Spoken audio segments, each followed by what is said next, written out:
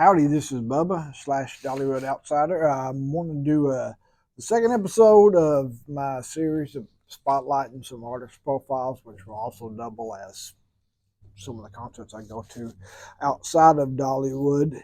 And this one is going to be about a group called the Malpass Brothers, a group that I've been a big fan of for a while now. You got two chances to see them. And it's Thursday and Friday, this September 28th and September 29th. I think they're going to be in the Shoal Street Palace Theater as Kingdom Airs off at the convention. There are two brothers, Chris and Taylor. I think it's called Taylor. But they are. Let me see. If you know me, you know I like traditional country music, and that's what they are. And when I say traditional, I don't mean Tim McGraw. Or Luke Combs. I mean like real old school country, traditional country music. And I'll get into that a little bit more later. They are probably best known for the RFD TV circuit. If you watch any of like the Larry's Country Diner shows and different things like that, they're big into that. They play the Grand Ole Opry and stuff like that. They're a fun show. They tell some jokes. Chris does most of the singing, Taylor well. The guy that usually doesn't sing as much usually is the one that does some jokes. So some people may not like the jokes, but I personally do. They do a lot of cover songs in their albums. In their shows. When I say cover songs, this goes back to what I was talking about, the traditional part. They will do some Merle Haggard songs because they toured with Merle when they were younger, handpicked to tour, I believe. But they do a lot of Louvin Brothers. I think that's their favorite artist of all time, or the Louvin Brothers, who a lot of y'all may not even know, like Marty Robbins. They used to do the El Paso song, a couple songs like that. So you got your Merle Haggard, Marty Robbins, Louvin Brothers, people like that. They do a lot of cover songs for them.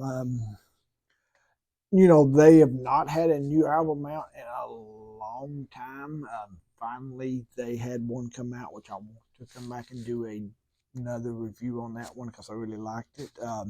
But the new album is called Lonely Street. It's out, so I'll be kind of anxious to see if how many songs of those they do. I think I added 5 of those to my personal playlist out of I think 10 songs. And real quickly, like I said, the 5 songs I added, my 3 favorites were probably "We Can't Still Be Friends," "We Don't," and "Out of Sight, Out of Mind." So those were 3 songs from the new album you might want to look for. But yeah, that's it. The Malpass Brothers, they kind of have a big fan base that's, is growing because there's not a whole lot of artists like them. They dress in the kind of Porter Wagner rhinestone style suits. But yeah, they're super talented people. Go check them out. So, like I do not know if I will be there. I know I won't be there Thursday.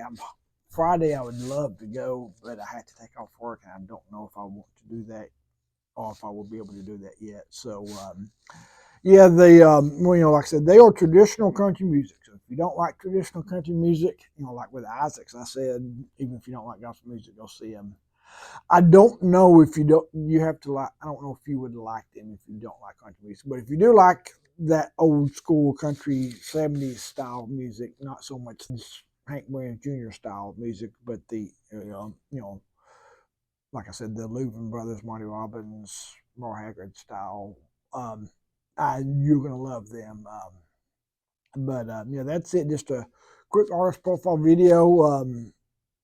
Another thing about the Malpass Brothers is that my guess is they will be the type of artists who will be able to make the shows different. Some people will have 75% of the same songs and mix in 25% and call it a different show. But my guess is they will have I think they're good enough people from a musical standpoint and have a wide catalog of songs that they will probably be able to come up with a different set of shows for each one, would be my guess.